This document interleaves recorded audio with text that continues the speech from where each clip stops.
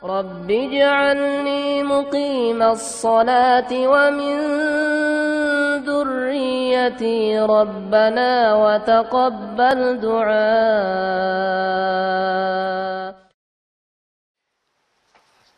Bismillahirrahmanirrahim. Assalamualaikum warahmatullahi wabarakatuh. Alhamdulillah ala fadlihi wa ihsanih. Wa syukru lahu ala taufiqihi wa amtinanih. Wa asyhadu an la ilaha illallah wahdahu la syarika lah ta'ziman li sya'nih. Wa asyhadu anna Muhammadan abduhu wa rasuluh ad-da'i ila ridwanih. Sallallahu alaihi wa ala alihi wa ashabihi wa man tabi'ahum bi ihsanin ila yaumiddin. Wa sallama tasliman katsira.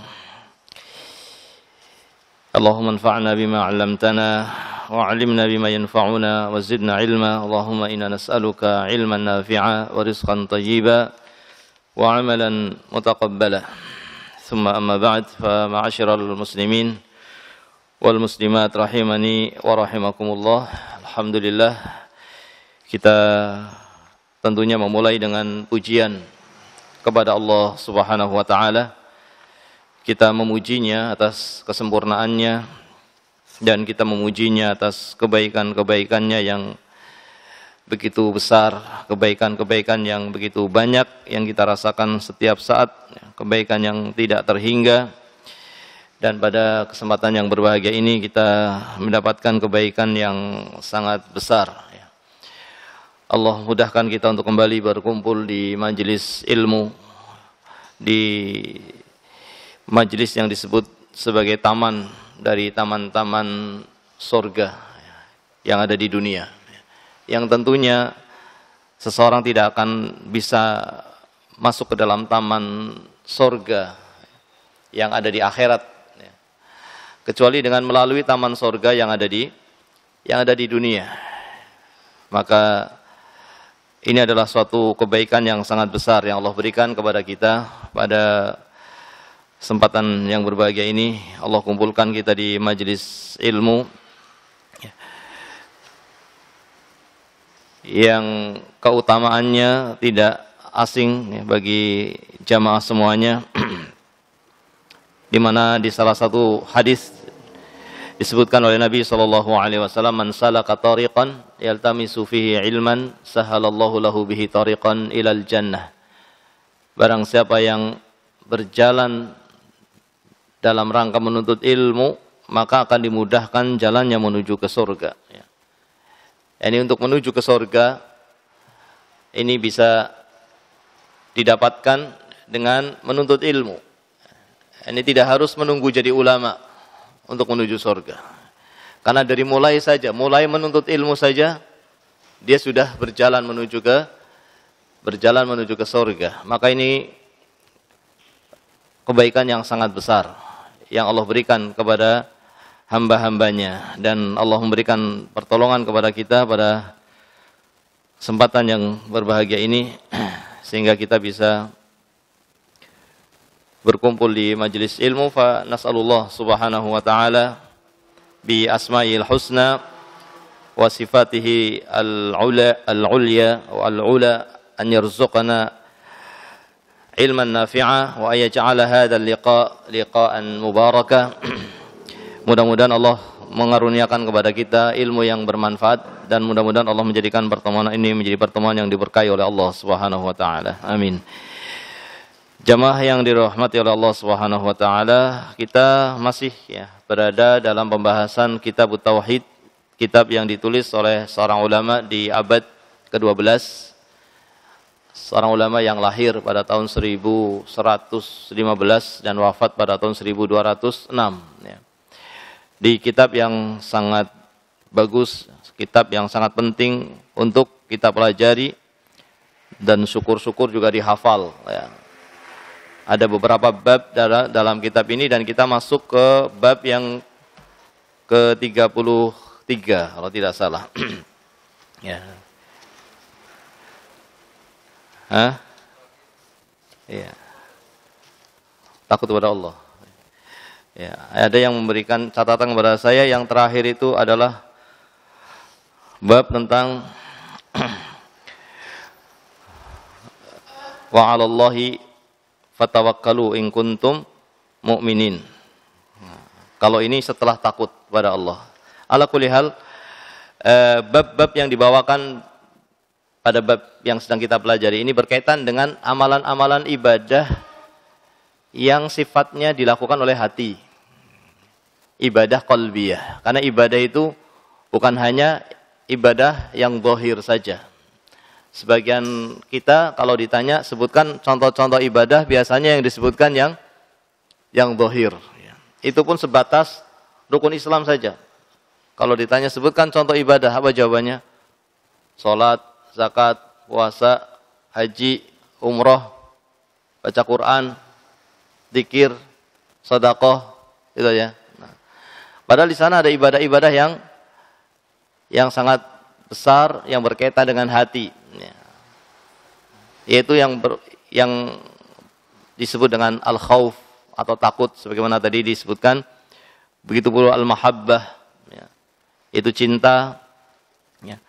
Kemudian juga tawakal, ya.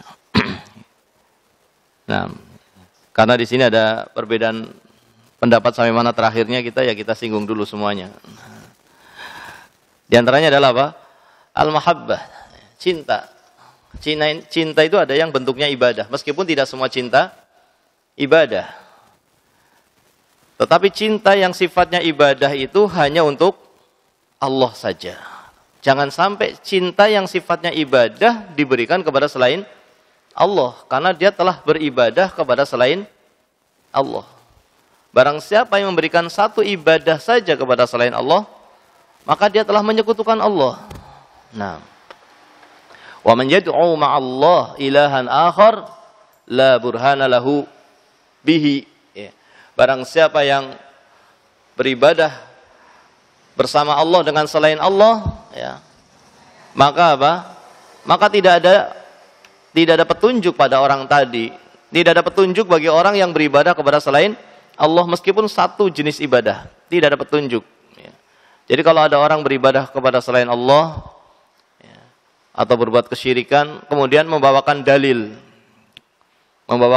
yang menunjukkan bahwa itu adalah ibadah yang diperbolehkan, maka kita pastikan bahwa pasti itu sesuatu yang salah.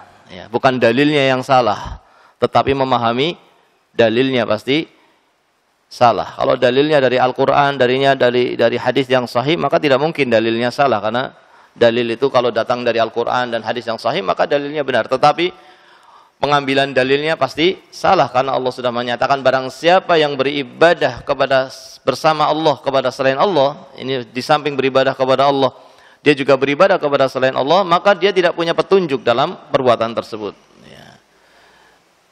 Maka ini menjadi kaidah, ya, untuk kita jangan kemudian terbawa dengan dalil yang dibawakan, karena sudah pasti itu salah. Karena sudah dinyatakan dengan jelas bahwa orang yang beribadah bersama dengan Allah kepada selain Allah, dia tidak memiliki apa? Petunjuk dalam perbuatannya tersebut. Innahu la yuflihul kafirun. Dan bahwasanya tidaklah orang-orang kafir itu beruntung. Dinyatakan dalam ayat tersebut apa? Bahwa yang beribadah kepada selain Allah itu kafir. Yang beribadah kepada selain Allah itu musyrik, kafir, dan tidak akan beruntung selamanya. Tapi ini hukum umum, ya. Jangan kemudian diterapkan pada person. Melihat orang beribadah kepada selain Allah, kafir, masuk rumah kafir semua nanti. Tidak, maksudnya apa? Secara umum, barang siapa yang beribadah kepada selain Allah, barang siapa, bukan menunjuk satu-satu, tidak ini. Barang siapa, ya, beribadah kepada selain Allah, maka dia adalah orang yang tidak punya petunjuk dalam perbuatannya itu, dan dia orang kafir, dan tidak akan beruntung orang kafir. Gitu.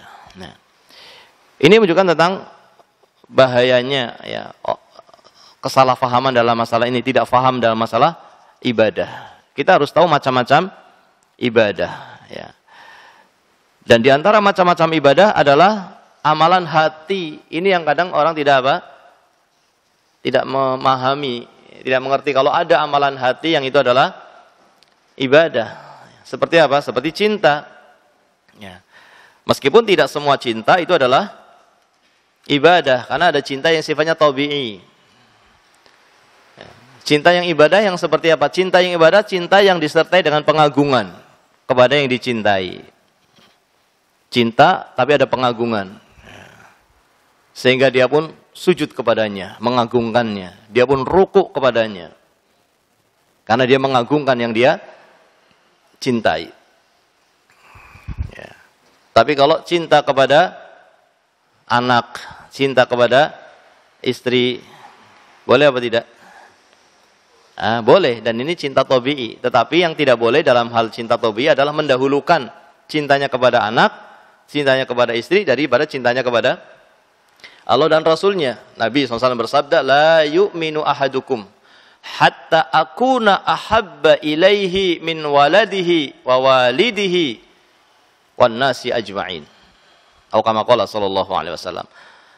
Tidak sempurna iman salah seorang di antara kalian, ya, sampai aku, yaitu Rasulullah SAW, lebih dia cintai daripada cintanya kepada anaknya, lebih dia cintai, ya, sampai aku lebih dicintai daripada cintanya kepada anaknya, sampai aku, yaitu Rasulullah SAW, dicintai lebih dari cintanya kepada siapa? Orang tuanya. Aku lebih dicintai, yaitu Rasulullah SAW lebih dicintai daripada cintanya kepada seluruh manusia. Ini konsekuensi dari persaksian wa asyhadu anna Muhammadan Rasulullah adalah mencintai Nabi, mencintai Rasulullah SAW lebih dari cintanya kepada seluruh manusia. Dan di sini Nabi mengatakan tidak akan sempurna imannya sampai aku, kata Nabi, lebih dicintai dari cintanya dia kepada anaknya. Berarti cinta kepada anak boleh apa tidak? Boleh apa tidak? Boleh, karena Nabi mengatakan yang tidak boleh, aku lebih anak lebih dicintai. Tidak sempurna imannya sampai aku lebih dicintai daripada cintanya dia kepada anaknya. Berarti cintanya dia kepada anak boleh, ya. Tetapi jangan sampai mendahului cintanya kepada Rasulullah SAW. Nah, cinta kepada anak, cinta kepada istri, cinta kepada harta, ini adalah cinta yang apa? Yang tabi'i. Jadi kalau cinta kepada harta, ya, cinta kepada anak, cinta kepada istri, ya, ini tidak sampai dikatakan orang itu apa? Berbuat apa? Berbuat syirik, tidak. Ya. Meskipun barangkali dengan cintanya kepada istrinya, barangkali sampai membuat dia mencuri karena pengen membahagiakan istrinya. Syirik apa tidak itu? Tidak syirik. Tetapi dia berdosa karena mencuri. Tapi melebihkan, ya, cintanya kepada istrinya ini yang membuat dia berdosa, tapi tidak sampai kemudian masuk ke dalam kategori kesyirikan, karena itu bukan cinta yang ibadah. Cinta yang ibadah itu adalah cinta yang sampai ada pengagungan. Ya. Ini cinta. Kemudian ada juga amalan ibadah hati yang disebut dengan takut, khauf. Ya. Tapi juga tidak semua takut itu adalah apa? Ibadah. Tidak semua takut itu ibadah. Takut digigit ular misalnya. Ibadah atau bukan? Bukan, ini tabi'i. Nah, ya, jangan kemudian tidak boleh takut kecuali kepada Allah. Kemudian ada ular, dia tidak boleh takut. Tidak, takut kepada ular ini takut yang tabi'i. Takut yang syirik yang bagaimana? Takut yang ibadah yang bagaimana? Takut pada sesuatu yang tidak mampu melakukannya kecuali hanya Allah. Yang tidak mampu untuk melakukan itu kecuali hanya Allah. Yang tidak mampu melakukannya kecuali hanya Allah, seperti apa? Seperti sakit, ya kan? Nah, seperti apa lagi? Rizki, mati. Siapa yang bisa melakukan itu? Yang bisa menghilangkan rizki, menahan rizki, yang bisa membuat sakit, menetapkan orang sakit, menetapkan orang mati. Siapa yang bisa melakukan itu? Hanya Allah Subhanahu wa taala. Maka takut yang seperti ini hanya untuk Allah. Jangan diberikan takut yang seperti ini ya, kepada selain Allah. Sehingga tidak boleh seseorang misalnya karena takut ya, kalau tidak mengunjungi makam fulan maka akan ada yang sakit. Nah, kalau tidak mengunjungi makam fulan maka akan ada yang sakit. Nah, ini adalah syirik. Tidak boleh kita kemudian takut ya, dari terkena sakit, terkena mati, ya, kecuali hanya kepada Allah Subhanahu wa taala. Adapun karena selain Allah maka tidak bisa, tidak ada yang bisa melakukan itu. Jadi sehingga tidak perlu takut dalam masalah ini. Tidak perlu kemudian mengasih persembahan kepada tempat-tempat tertentu supaya aman, supaya tidak ada musibah. Kasih persembahan ke pohon di mana, di pojok sana. Kasih persembahan di mana lagi. Ini takut yang sifatnya apa? Ibadah yang seperti ini. Karena tidak ada yang mampu melakukan itu kecuali Allah. Kemudian dia takut kepada selain Allah dalam hal tersebut. Maka ini adalah apa? Ini adalah kesyirikan. Peribadatan kepada selain Allah Subhanahu wa taala. Adapun takut apa misalnya? Takut dipukul orang yang membawa kayu misalnya. Ada orang lagi ngamuk bawa kayu. Kita takut. Boleh apa tidak? Ya boleh. Itu takut tabi'i. Nah, takut apa lagi? Ya, takut dari orang yang ingin berbuat zalim. Takut dimarahin orang. Bagaimana? Takut dimarahin orang. Takut dimarahin pimpinan. Takut dimarahin pimpinan. Sehingga dia apa?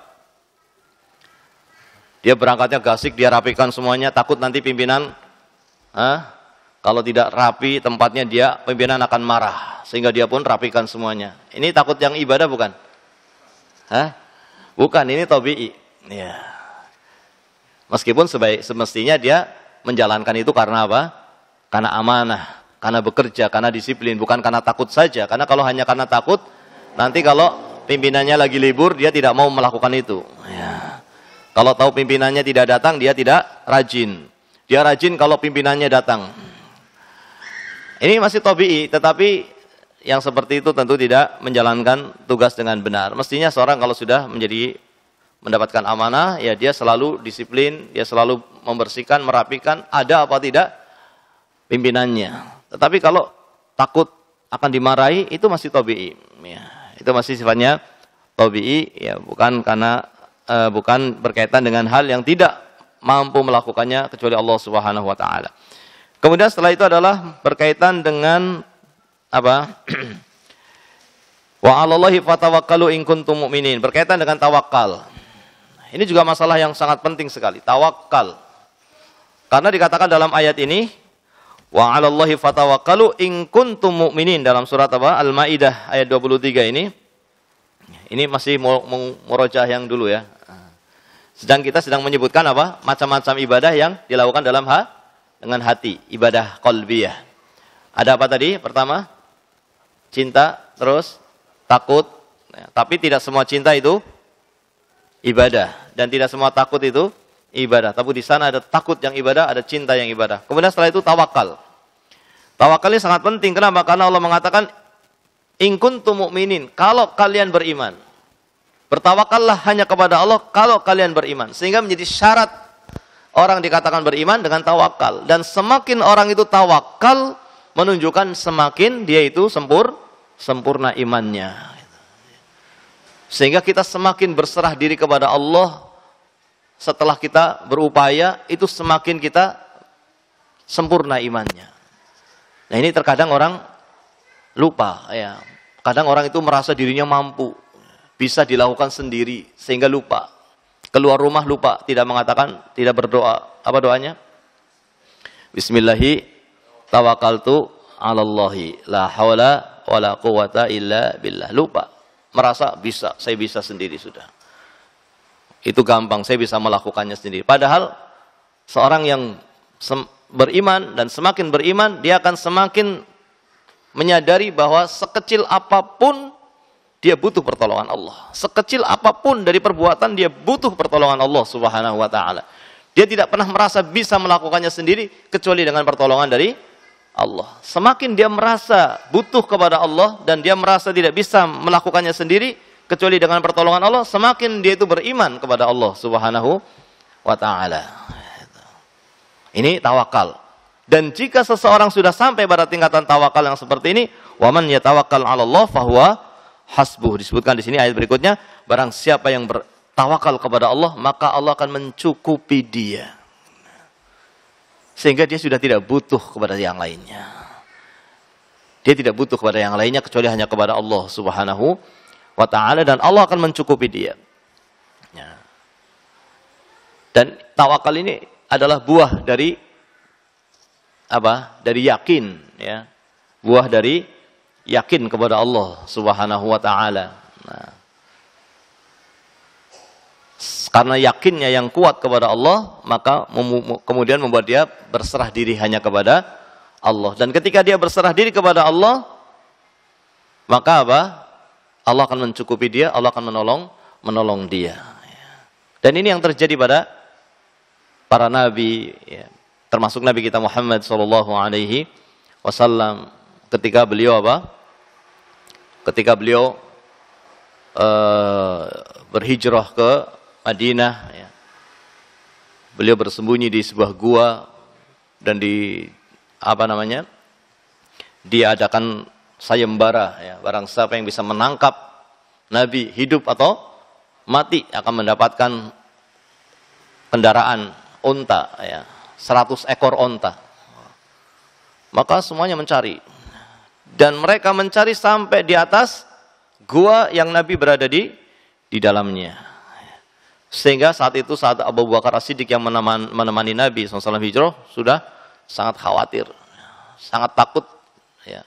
Dan Nabi melihat ketakutan itu, ya, kemudian Nabi mengatakan kepada sahabat Abu Bakar As-Siddiq dengan yakinnya, Nabi mengatakan, la tahzan innallaha ma'ana. Kamu tidak usah takut, tidak usah khawatir, tidak usah sedih, Allah bersama kita. Ini yakin yang luar biasa. Apa buah yakin yang luar biasa ini? Buah yakin yang luar biasa ini, Allah kemudian menyelamatkan Nabi, menolong Nabi SAW. Dalam keadaan yang seperti itu, yang pakai cara berpikir manusia itu sudah akan apa? Ketahuan. Tetapi dengan pertolongan Allah, maka yang berada di atas itu nggak melihat Nabi SAW. Tidak melihat Nabi. Bukan karena ada sarang laba-laba, ya, sebagaimana disebutkan oleh sebagian kisah. Tidak ada sarang laba-laba di situ. Tapi memang tidak melihat Nabi ada di sana. Dengan pertolongan Allah Subhanahu wa ta'ala. Juga kisah Nabi sebelumnya, Nabi Musa alaihissalam, ketika dikejar oleh Fir'aun. Ketika dikejar oleh Fir'aun dengan bala tentaranya yang sangat besar, maka Nabi Musa dengan pengikutnya lari sampai bertemu dengan lautan. Maka para pengikutnya Nabi Musa mengatakan, innala mudrakun, pasti kita akan segera ketangkap ini. Sudah, kita akan mati semuanya ini. Tapi apa kata Nabi Musa? Kalla, tidak. Inna ma'iya rabbi sayahdin. Bersamaku ada Allah, bersamaku ada Rabbku yang pasti akan memberikan jalan keluar. Kemudian Allah berikan jalan keluar. Nah, tapi untuk mencapai tingkatan yakin ini kan tidak. Kita tingkatannya apa? Enggak tahu. Ya. Sebagian orang subhanallah yakin adanya Allah saja tidak yakin. Yakin dengan cukup dengan yang halal saja tidak, kadang tidak. Nah, ada ungkapan, bagaimana ungkapannya? Yang halal, yang haram aja susah, apalagi yang halal katanya. Di mana yakinnya dengan Allah? Di mana yakinnya dengan syariat Allah? Yang jika kita berada di atas syariat itu, pasti kemaslahatan itu akan didapat. Pasti kemaslahatan akan didapat. Ya. Maka di sini keyakinan itu harus kita tingkatkan. Ya. Dengan semakin mengenal Allah, semakin mengenal keagungan Allah, kebesaran Allah Subhanahu wa ta'ala. Bahwasanya Allah akan memberikan apa? Keselamatan, pertolongan jika kita betul-betul berserah diri kepadanya dengan yakin. Tapi juga setelah berusaha. Ada juga orang yang mengatasnamakan tawakal tapi tidak mau usaha. Bagaimana ini? Padahal usaha itu sunatullah. telah menjadi sunatullah, bahwa segala sesuatu itu ada sebabnya. Itu sunatullah namanya. Dan itu sudah menjadi ketetapan. Ya. Maka orang dikatakan bertawakal setelah dia menjalankan sunatullah tadi, setelah berusaha. Gitu. Nabi SAW ketika bersembunyi di gua, itu namanya berusaha apa tidak? Berusaha.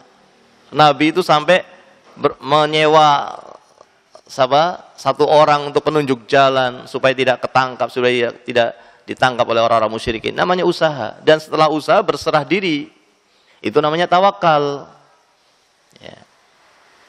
Orang kalau pengen punya anak ya nikah gitu ya. Tapi ada orang mengatakan, nggak usah lah, nanti kalau memang dapat anak kan akan dapat, tawakal kepada Allah. Apakah akan dapat? Yang nikah saja belum tentu dapat anak. Bagaimana dia tidak melakukan usaha, kemudian alasannya tawakal. Ini bukan tawakal yang seperti ini namanya. Harus dia punya usaha dan dia tahu cara berusahanya tadi. Ada orang tenggelam di laut, kemudian dia tidak bisa berenang, tapi dia pengen menolong. Saya mau nolong lah, mau nyegur. Temannya bilang, kamu bisa berenang? Tidak. Tawakal Allah. Ya malah ikut tenggelam, ya kan? Malah ikut tenggelam. Bagaimana dia tidak ada usaha, hanya tawakal tanpa ada usaha, tidak bisa. Harus ada usaha. Ya.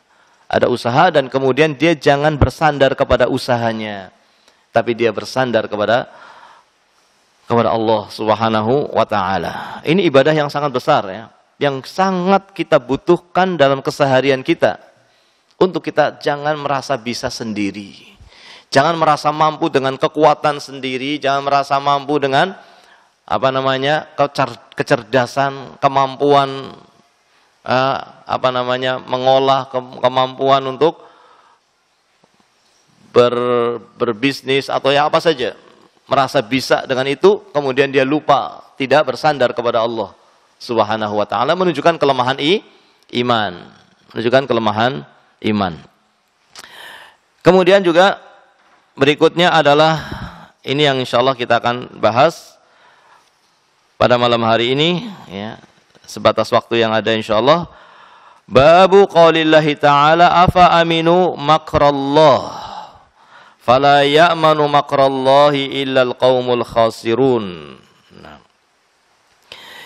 Bab tentang ayat apakah mereka merasa aman dengan makarnya Allah. Makar aja apa? Hukuman Allah, tapi yang tidak nampak. Allah menghukum dalam keadaan orang yang dihukum itu enggak menyadari kalau dia sedang dihukum. Gitu. Nah, ini makar. Orang yang mendapatkan nikmat, tapi terus maksiat. Nah, maka sesungguhnya orang ini sedang apa? Sedang mendapatkan hukuman yang disebut dengan istidraj. Sedang dihukum oleh Allah dan dia tidak menyadari. Dengan maksiatnya itu dia telah dihukum oleh Allah Subhanahu wa ta'ala. Karena semestinya kalau orang dapat nikmat, maka bagaimana sikapnya? Hendaknya dia bersyukur, dan bersyukur itu adalah dengan menggunakan nikmat itu di jalan Allah Subhanahu wa ta'ala. Jadi jangan merasa kalau dapat nikmat itu pemberian tanpa ada syukur, tidak. Nikmat yang Allah berikan kepada kita itu amanah yang harus kita syukuri. Kalau tidak kita syukuri, maka kita tidak menjalankan kewajiban kepada Allah atas nikmat tersebut. Sehingga kalau kita gunakan nikmat itu untuk maksiat, maka sesungguhnya kita sedang dihukum. Jangan merasa aman, itu sedang dihukum gitu. Dan itu makar dari Allah pada orang-orang yang pantas untuk mendapatkannya. Allah menghukum hamba-hambanya yang Allah kehendaki ya, dengan tanpa dia rasakan. Dan dia berhak untuk mendapatkan itu. Ya. Dia berhak untuk mendapatkan itu. Sehingga jangan merasa seorang itu Ketika berbuat maksiat, terus dapat nikmat, berbuat maksiat, dapat nikmat, kemudian merasa aman bahwa dirinya tidak akan terkena siksa, tidak akan terkena hukuman dari Allah. Justru itu adalah bagian dari hukuman. Kalau terus berbuat maksiat, itu adalah bagian dari hukuman yang dia tidak sadari. Nah, maka Allah menyatakan, apakah mereka merasa aman dengan hukuman Allah yang mereka tidak sadari? Karena mereka merasa terus dapat nikmat, apakah mereka merasa aman? Fala ya'manu makrallah. Tidaklah yang merasa aman dari hukuman Allah yang seperti ini illal qaumul khasirun, kecuali mereka adalah orang-orang yang khasirun, orang-orang yang rugi gitu. Jadi di sini ada apa? Ada peringatan ya, dari merasa aman dari terkena hukuman ya. Merasa aman dari terkena hukuman ya.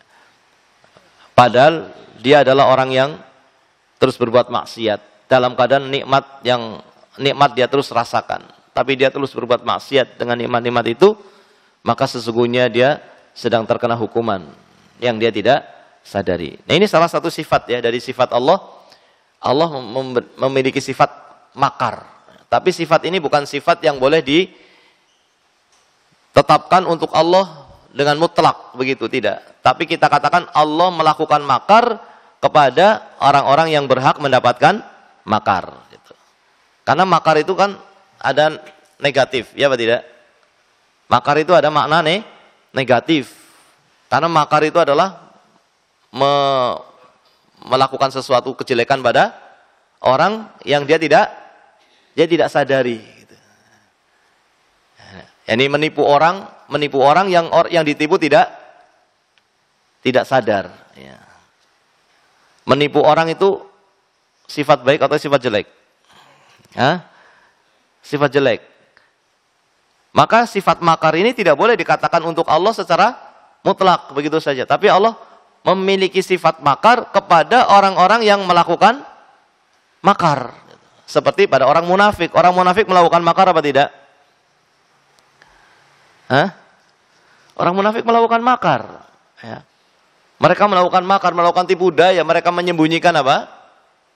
Kekufuran dan menampakkan keimanan. Mereka menampakkan keimanan. Makanya Nabi kita Muhammad SAW menghukumi orang-orang munafik di masa beliau sebagai orang muslim atau orang kafir? Orang muslim. Karena mereka secara zahir mengatakan asyhadu innaka rasulullah. Mereka bersaksi bahwa Nabi Muhammad adalah Rasulullah, tapi secara lesan saja. Adapun di dalam hatinya tidak. Mereka tidak punya keimanan. Ini namanya makar atau bukan? Menipu, ya apa tidak? Menipu.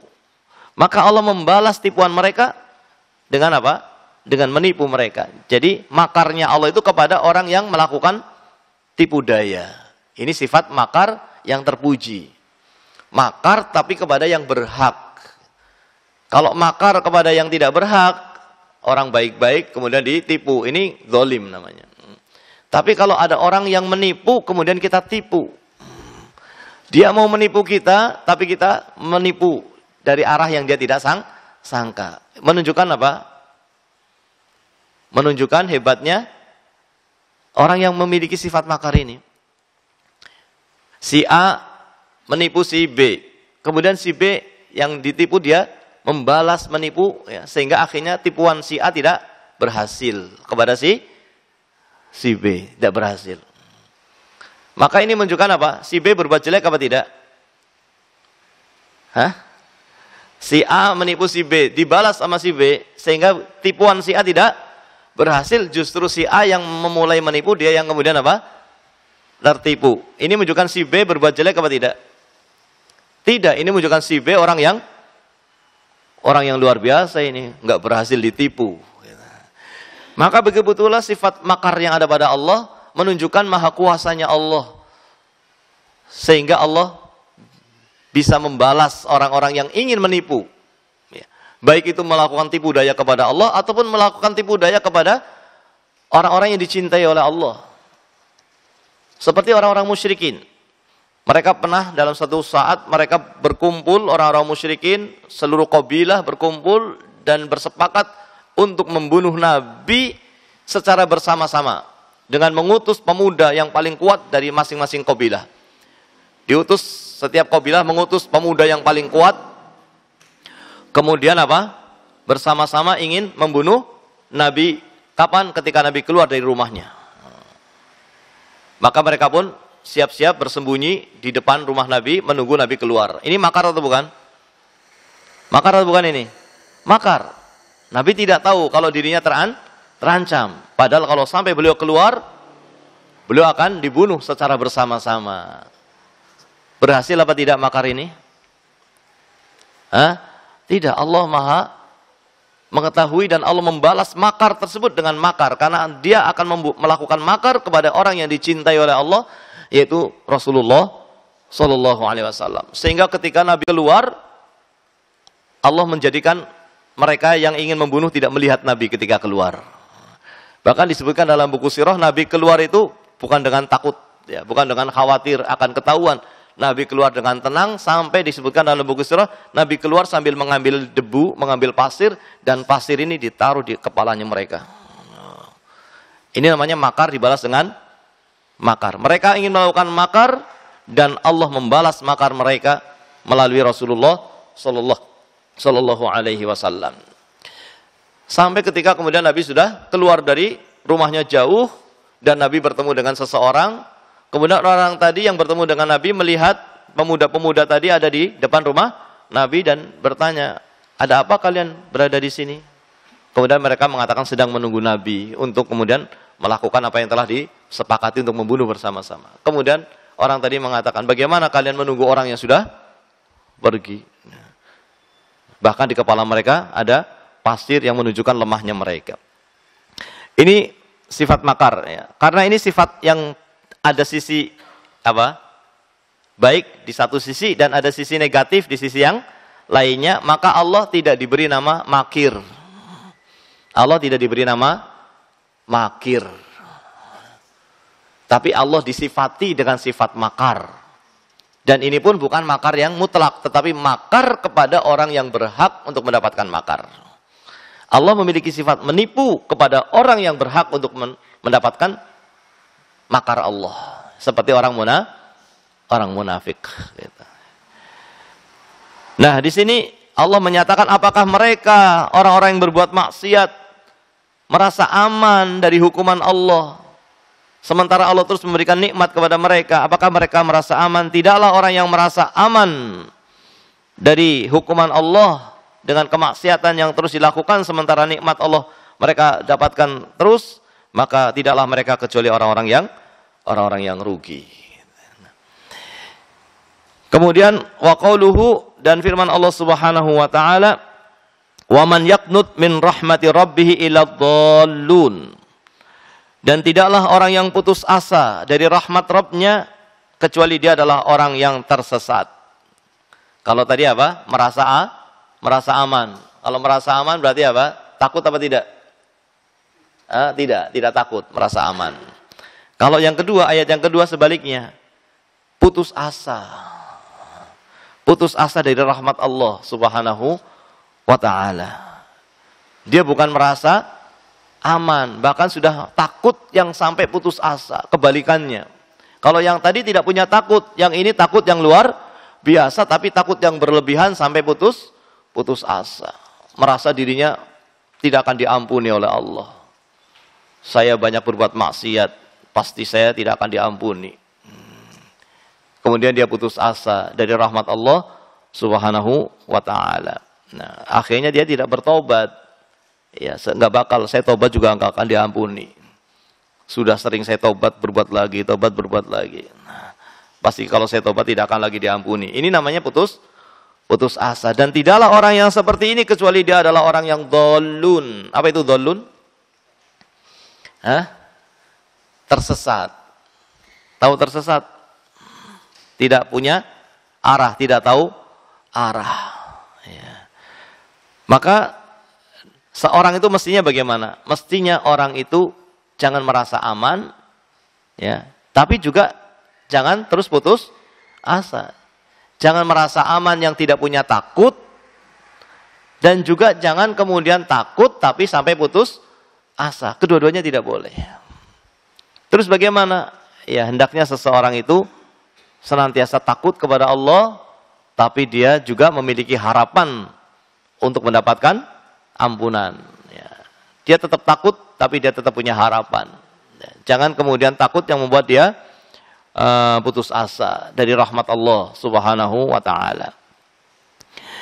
Sebagaimana juga yang telah lalu dari rasa takut yang sudah kita bahas tadi, ya.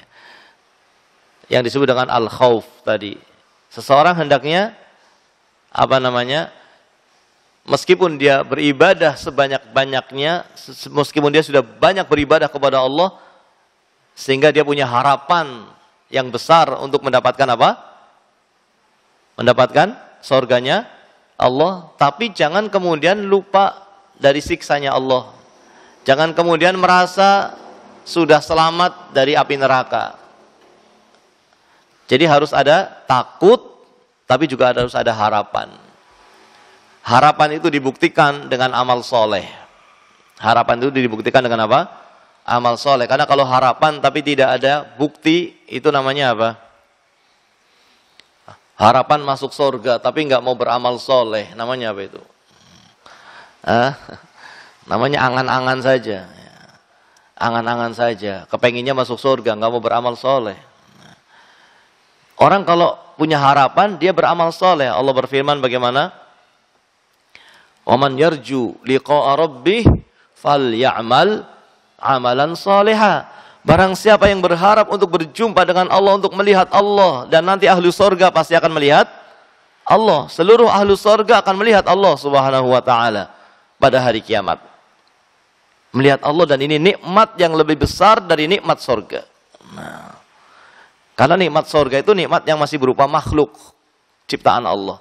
Sekarang Allah menampakkan dirinya dilihat oleh hambanya, dan Allah adalah yang menciptakan surga tadi. Maka ini nikmat yang sangat besar bagi ahlus surga. Nikmat melihat Allah. Nikmat melihat Allah Subhanahu wa Ta'ala. Ya.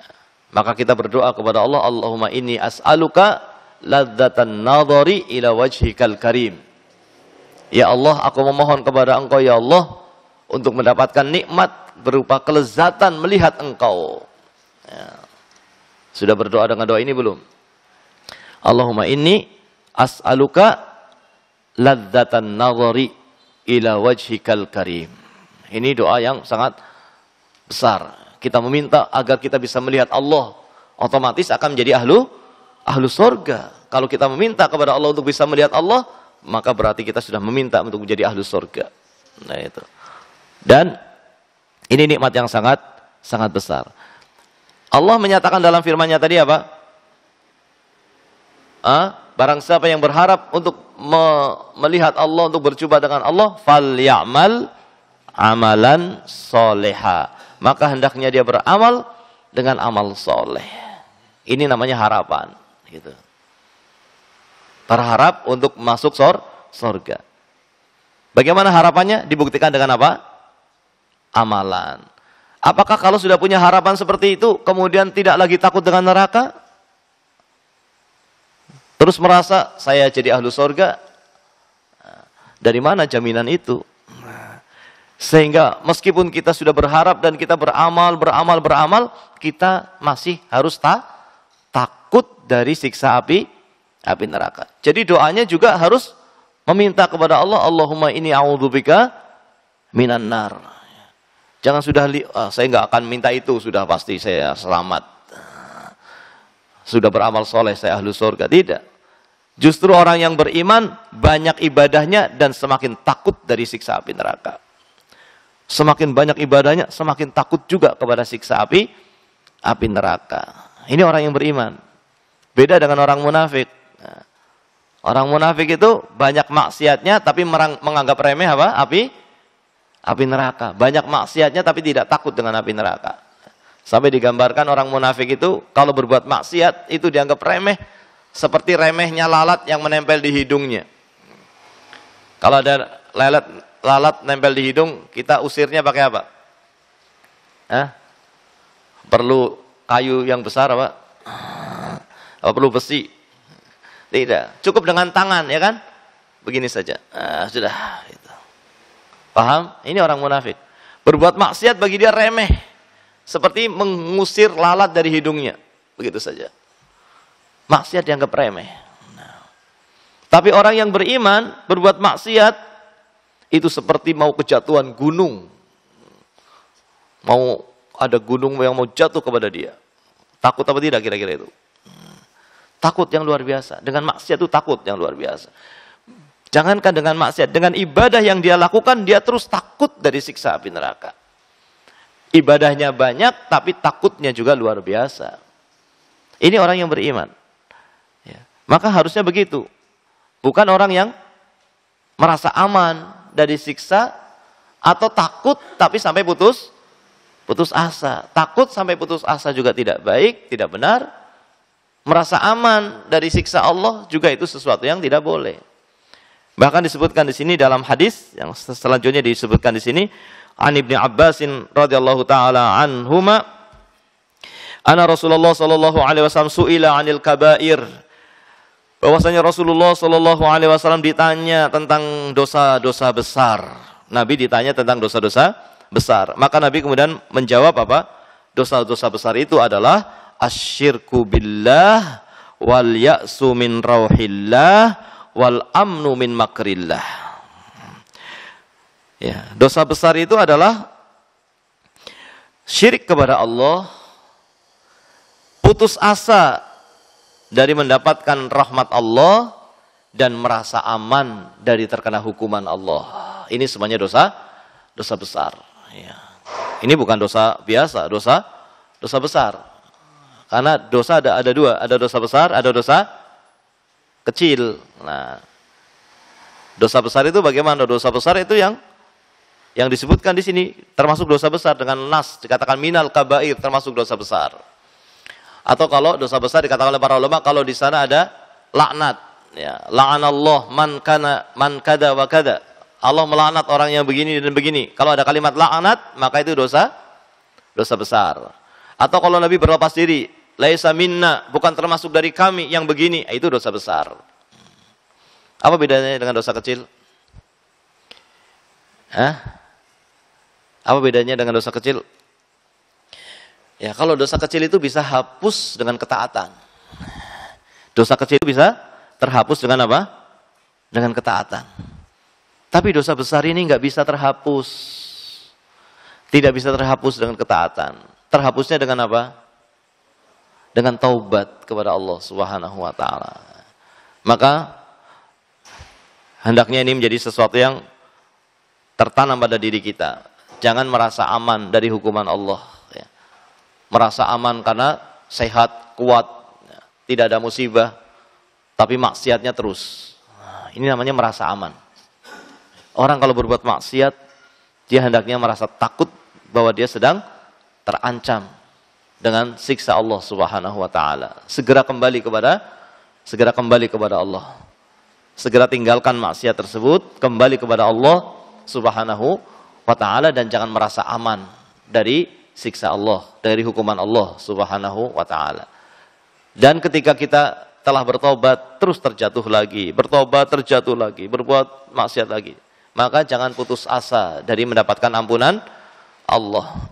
Karena kalau kita betul-betul bertobat kepada Allah, sebanyak apapun dosanya, sebesar apapun dosanya, maka kita akan menjadi orang yang tidak punya dosa lagi. Seperti orang yang tidak punya dosa lagi. Ya, seperti bayi yang baru lahir. Kalau kita bertobat dari seluruh dosa-dosa kita yang kita ketahui, ya, maka jika taubatnya itu terpenuhi syarat-syaratnya, yaitu apa? Apa saja? Meninggalkan dosa tadi, menyesali, dan berniat kuat untuk tidak terjatuh kepadanya.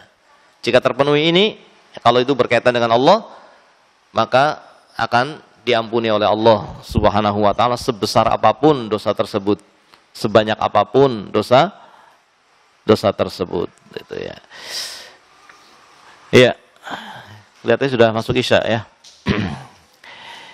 Ya. Dan di sini yang terakhir bahwa barangkali Nabi SAW ditanya tentang kabair, ya, tentang dosa besar. Tentunya yang bertanya adalah para sahabat. Dan para sahabat ketika bertanya, itu pertanyaan yang memang mau diamalkan. Para sahabat itu ketika bertanya, itu bertanya dengan pertanyaan yang berbobot, yang maksudnya adalah untuk mencari kebenaran. Ini hendaknya menjadi perhatian bagi kita. Bahwa bertanya itu bagian dari menuntut ilmu. Iya apa tidak? Bertanya adalah bagian dari menuntut ilmu. Orang yang malu bertanya, dia tidak dapat ilmu. Tapi orang yang banyak bertanya juga hati-hati, bahaya. Pertanyaannya harus betul-betul punya maksud yang benar. Karena bertanya bagian dari menuntut ilmu, maka bertanya juga ibadah yang harus diluruskan niatnya. Untuk apa saya bertanya? Jangan kita bertanya dengan pertanyaan-pertanyaan yang tidak ada maksud untuk mencari kebenaran, tidak ada maksud untuk mengamalkan kebenaran. Bertanya hanya untuk menjadi guruan misalnya, supaya pada tertawa semuanya. Bertanya supaya apa? Untuk mengetahui kelemahan yang ditanya. Bertanya untuk menunjukkan kehebatan dirinya di atas yang ditanya, orang yang ditanya, atau yang lain-lainnya. Maka hati-hati, karena termasuk hal yang membuat bencana dan binasa umat terdahulu dari umat Yahudi, umat Nasara adalah kasratu masailihim, banyaknya bertanya. Banyak bertanya itu akan menjadi masalah besar. Kalau tadi tidak diperhatikan adab dalam bertanya, apa yang ditanyakan, maksud dari pertanyaannya, ini hendaknya menjadi perkara yang besar. Nah, di sini Nabi ditanya tentang dosa besar, tentunya pertanyaan itu adalah pertanyaan yang ingin diamalkan oleh para sahabat, dan kemudian jawabannya telah sampai kepada kita bahwa di antara dosa besar adalah syirik kepada Allah, putus asa dari rahmat Allah, merasa putus asa dari rahmat Allah, dan juga merasa aman dari hukuman Allah Subhanahu wa ta'ala. Ya, barangkali ini yang bisa kita pelajari pada malam hari ini. Mudah-mudahan bisa difahami, dan mudah-mudahan Allah Subhanahu wa ta'ala menjadikan apa yang telah sampai kepada kita dijadikan sebagai ilmu yang bermanfaat, ilmu yang memperbaiki iman kita, memperbaiki hati kita, Dan mudah-mudahan Allah Subhanahu wa ta'ala mengampuni dosa-dosa kita semuanya, dosa-dosa kedua orang tua kita, dan juga dosa-dosa seluruh kaum muslimin. Wallahu ta'ala a'lam bishawab. Subhanakallahumma wa bihamdika asyhadu an la ilaha illa anta astaghfiruka wa atubu ilaik.